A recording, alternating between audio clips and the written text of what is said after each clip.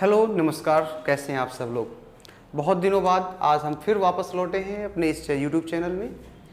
जैसा कि आपको पता है एसएससी सीजीएल एक बहुत ही चैलेंजिंग एग्ज़ाम बनता जा रहा है और जिसमें सबसे ज़्यादा महत्वपूर्ण हमारा जो टॉपिक है वो है जीएस का प्लान।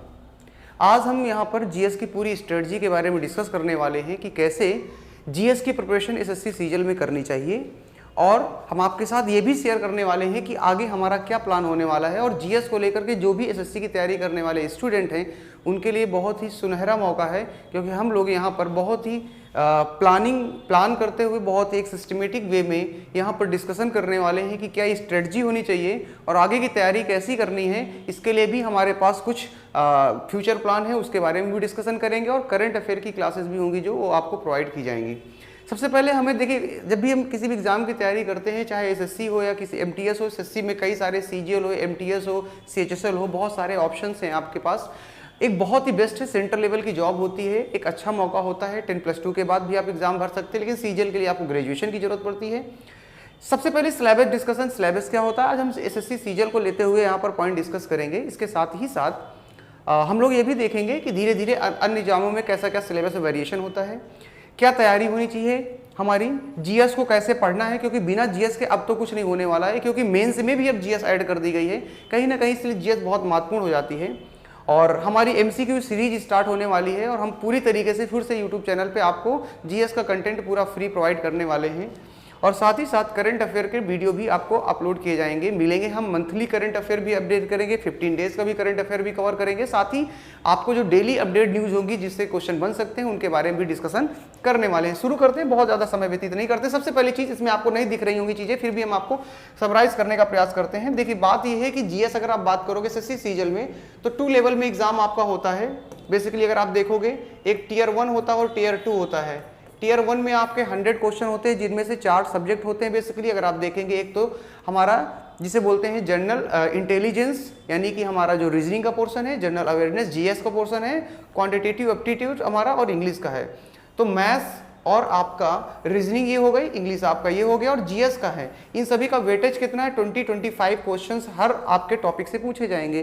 तो आप ये नहीं कह सकते कि मैथ्स के दम पे हम एग्जाम को क्रैक कर लेंगे या रीजनिंग के दम पे एग्जाम को क्रैक कर लेंगे। अगर आपको सीजीएल का एग्जाम निकालना है तो आपको सभी सब्जेक्ट को इक्वल आपको प्रायोरिटीज देनी पड़ेंगी। याद रखिएगा, प्रायोरिटीज आपको सभी को बराबर देनी पड़ेंगी और प्रायोरिटीज आप पहले डिसाइड करिए आपकी क्या है, फिर आप प्लानिंग करिए एंड देन स्टार्ट प्रिपरेशन। एक बहुत ही सिंपल सा फॉर्मूला होता है P3।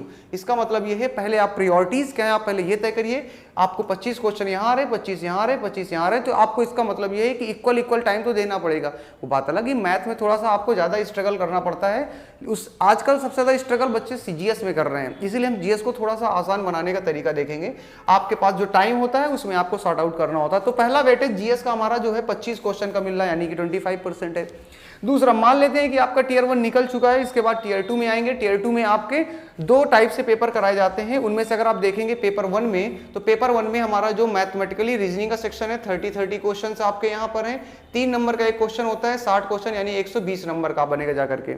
इसके बाद आप दूसरा जो हमारा सेक्शन इसका होता है इंग्लिश का होगा और जनरल अवेयरनेस का है, इसलिए इंपॉर्टेंट हो गया है। आप मत देखिए कि यहाँ पर आपको दिख नहीं रहा, बस केवल यही पेज है आपको, फिर इसके आगे चीजें कवर अप हो जाएंगी। मुद्दे की बात क्या है, मुद्दे की बात ये है यार, देखो सिंपल सी बात है कि 45 क्वेश्चन टोटल आपके इंग्लिश के हैं और 25 क्वेश्चन आपके टोटल हैं आपके जीएस के, यानी मेंस में भी 25 क्वेश्चन जीएस के होंगे। एक क्वेश्चन 3 नंबर का जीएस का आ रहा है, यानी कि 75 नंबर अकेले क्या लेके आ रहा है, जीएस लेके आ रहा है। और अगर जिसकी जीएस गड़बड़ हो गई तो आप वहीं से रेस से बाहर हो गए। 75 में अगर आप 25-30 मिनिमम नहीं पा रहे हैं तो आप कट ऑफ से तो पहले ही बाहर हो रहे हैं। इसलिए आपको रीजनिंग तो पढ़नी पड़ेगी, जीएस तो पढ़नी पड़ेगी, यानी कि 70 × 3 210 नंबर यहाँ से निकल के आएंगे। फिर आपको कंप्यूटर का एक ऐड कर दिया गया है जिसमें आपको कहा जा रहा है कि 20 क्वेश्चंस होंगे, पासिंग सेट है आपका, इसमें बहुत ज्यादा टेंशन नहीं। फिर भी बहुत सारे बच्चे तो कंप्यूटर की वजह से बाहर हो जाते हैं, आपको ये भी ध्यान रखना है, ठीक है। इस प्रकार कंडीशंस आपकी यहाँ पर होती हैं। तो हम बेसिकली बात क्या कर रहे हैं यहाँ पर, अब सिलेबस क्या दिया गया है। तो गवर्नमेंट की साइट में जो सिलेबस है पहले उसको समझते हैं, फिर हम आपको बताने वाले स्ट्रेटजी की हमारे तैयारी कैसी करनी है। देखो जनरल अवेयरनेस के बारे में हम लोग बहुत ही बेसिकली हम क्या पढ़ लेते हैं, हम हिस्ट्री पढ़ रहे हैं, पूरे साल हिस्ट्री पढ़ रहे हैं, पॉलिटी पढ़ रहे हैं, हम पूरे साल इकोनॉमिक्स बैठ के ले लेते हैं, ज्योग्राफी पढ़ने लगते हैं, भूगोल पढ़ने लगते हैं। इससे काम नहीं चलने वाला। आपको पहले सिलेबस देखना होगा। किसी भी एग्जाम की तैयारी कर रहे हैं आप सबसे पहले सिलेबस देखिए। क्वेश्चन देखिए लिखा हुआ है, कह रहा है कि question in the component will be aim to be testing the candidate general awareness. वो कह रहा है जनरल अवेयरनेस चेक कर रही है, आपको जीएस का माहिर नहीं बनाना, इतिहास का ज्ञाता नहीं बनाना है। और पहला उसने लिखा है अवेयरनेस ऑफ द इन्वायरमेंट, यानी कि पहला ही टॉपिक शुरू कर रहा है, आपके पास इन्वायरमेंट का अवेयरनेस होना चाहिए। इन्वायरमेंट से क्वेश्चन हर बार आते हैं, कम से कम नहीं तो 25 में 2-3 क्वेश्चन तो आ ही जाते हैं, मिनिमम 3 क्वेश्चन 4 क्वेश्चन आ जाते हैं। अब बच्चा इन्वायरमेंट तो कभी जल्दी पढ़ता ही नहीं है, वो भी इन्वायरमेंट में कैसे क्वेश्चन, पर्यावरण से रिलेटेड क्वेश्चन। अब मॉन्ट्रियल प्रोटोकॉल क्या होता है, कॉप क्या होता है आपको पता होना, यूएनएफसीसी क्या होती है आपको पता होना चाहिए, कॉन्फ्रेंस ऑफ पार्टीज क्या होता है ये आपको पता होना चाहिए। ऐसी आपको कुछ इंपॉर्टेंट चीजें जो करंट में अक्सर चलती है उनसे रिलेटेड आपको तैयार रखना होता है। फिर कह रहा है एप्लीकेशन सोसाइटी से रिलेटेड, फिर कह रहा है कुछ क्वेश्चंस आपसे पूछे जाएंगे करंट इवेंट के। करंट का सबसे बड़ा सेगमेंट है, 25 में से कई बार 6-7 क्वेश्चन तो करंट के आ जाते हैं।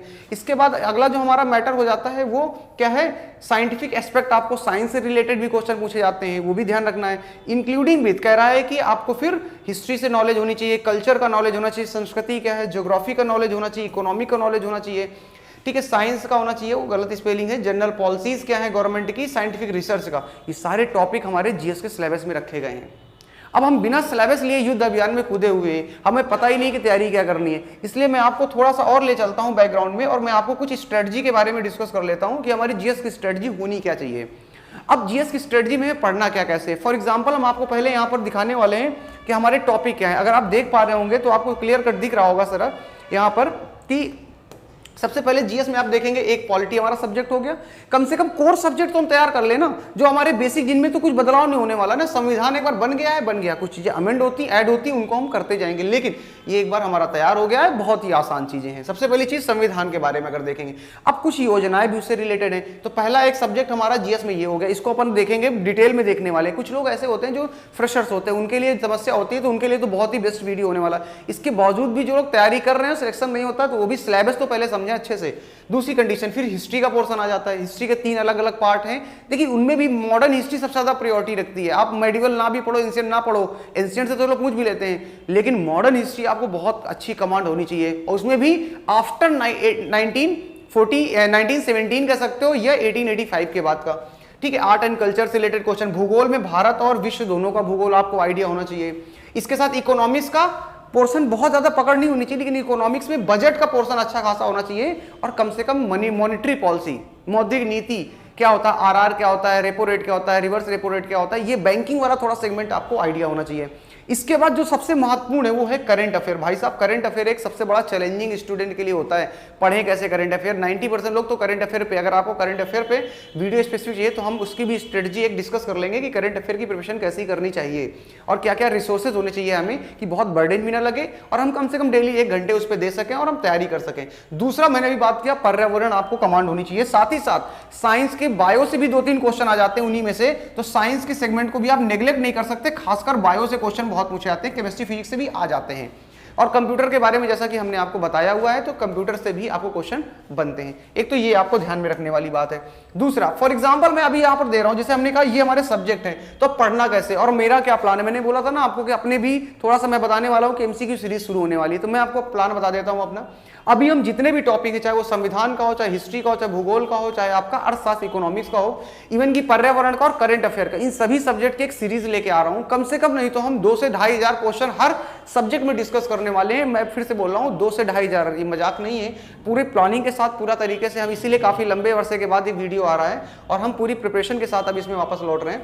पॉलिटी के अगर बारे में बात करते हैं तो पॉलिटी में कैसे तैयार करनी, 2 ऑप्शन है, या तो हम थ्योरी पढ़ लें, ये मान के चलते हैं बहुत सारे बच्चे थ्योरी पढ़े होते हैं, या तो हम क्वेश्चन के माध्यम से थ्योरी तैयार करते जाएं। फॉर एग्जांपल कोई टॉपिक उठाया हमने, सोर्स ऑफ कॉन्स्टिट्यूशन हमने उठा लिया, संविधान के स्रोत। अब अगर संविधान के स्रोत से बनने वाले 25-30 जो भी क्वेश्चन, उनको अच्छे से लगा डालिए और उनसे भी नोट्स बनाते चलिए, तो एक टॉपिक तो तैयार होता जा रहा है और एक एमसीक्यू भी तैयार होता जा रहा है। प्रॉब्लम क्या है, हम पढ़ते बहुत है लेकिन हम प्रैक्टिस नहीं करते हैं। And practice makes a man perfect, ये बहुत ही फेमस कहावत है, बहुत पुरानी कहावत है, लेकिन ये कहावत उतनी सच्ची है जो आपकी वास्तविकता में लागू होती है। फॉर एग्जांपल हम संविधान टॉपिक लेंगे, दो तरीके हैं। टॉपिक की थ्योरी आपको नॉलेज होनी चाहिए। अगर आप चाहोगे तो मैं टॉपिक की थ्योरी का भी एक वीडियो डेली अपडेट करता रहूंगा, लेकिन एमसीक्यू सीरीज मेरी कंपलसरी है। मैं इसके लिए अभी वादा नहीं कर रहा हूं आपसे, लेकिन मैं एमसीक्यू प्रैक्टिस के लिए वादा कर रहा हूं कि आपको एमसीक्यू सीरीज आपको लेके आने वाला हूं, जिसमें हम टॉपिक वाइज डिस्कशन करने वाले हैं, और मैं ही करवा दूंगा, उसका इशू नहीं है इसमें। जैसे फॉर एग्जांपल हमारे पॉलिटी के अंतर्गत टॉपिक लगभग है 30 के आसपास, 30 से 35 ऐसे टॉपिक हैं जो संविधान से प्रश्न बनने वाले होते हैं। यानी कि संविधान में 35 टॉपिक को पढ़ने के लिए कम से कम 35 से 40 वीडियो अपन को पॉलिटी में करने हैं। कम से कम नहीं तो हर वीडियो में 50 क्वेश्चन होने चाहिए। लेकिन कुछ टॉपिक ऐसे होते हैं जिनमें 20 से 25 क्वेश्चन बनते हैं, तो उससे काम चल जाएगा हमारा। लेकिन कुछ ऐसे टॉपिक भी होंगे जिनमें 100 क्वेश्चन भी बन रहे होंगे, तो दोनों को कॉम्बिनेशन से एवरेज आपका 50 से 60 क्वेश्चन टॉपिक में आ रहा होगा। हम उन 50 से 60 टॉपिक के अंतर्गत जो पढ़ने वाले हैं, उसमें से सबसे पहली चीज आपको, जैसे हमने कोई टॉपिक उठाया, मैंने बोला फिर से आपको प्रस्तावना, प्रियम्बल, मौलिक अधिकार ले लेते हैं। सर जैसे मैंने कहा मौलिक अधिकार है, हमने फंडामेंटल राइट ले लिया। अब फंडामेंटल राइट से बनने वाले टॉप 50 क्वेश्चन मैंने उठा लिए। अब उन टॉप 50 क्वेश्चन के दौरान ही मैं आपको पूरी थ्योरी दे दूंगा आर्टिकल्स के बारे में, किस आर्टिकल में क्या लिखा हुआ है और किस तरीके से क्वेश्चन बन सकते हैं। सबसे महत्वपूर्ण चीज है, आपको ये आइडिया होना बहुत जरूरी है कि क्वेश्चन कैसे बनते हैं सर।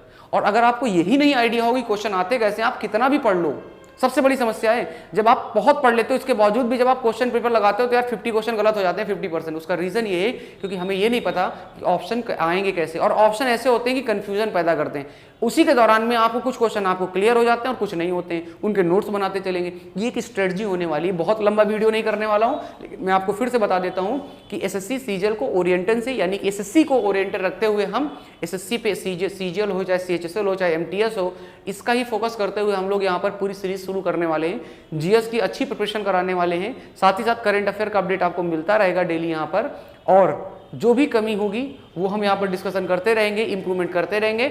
और अगर आपको थ्योरी का वीडियो भी चाहिए तो आप कमेंट करके बता सकते हो कि थ्योरी की वीडियो भी चाहिए। मैं सब्जेक्ट वाइज थ्योरी भी प्रोवाइड कर सकता हूँ, उसमें कोई इशू नहीं है। आधे एक घंटे थोड़ा सा एक्स्ट्रा काम कर लिया जाएगा। ठीक है, आज के लिए इतना है, मिलते हैं किसी और दिन। तब तक के लिए नमस्कार, जय हिंद।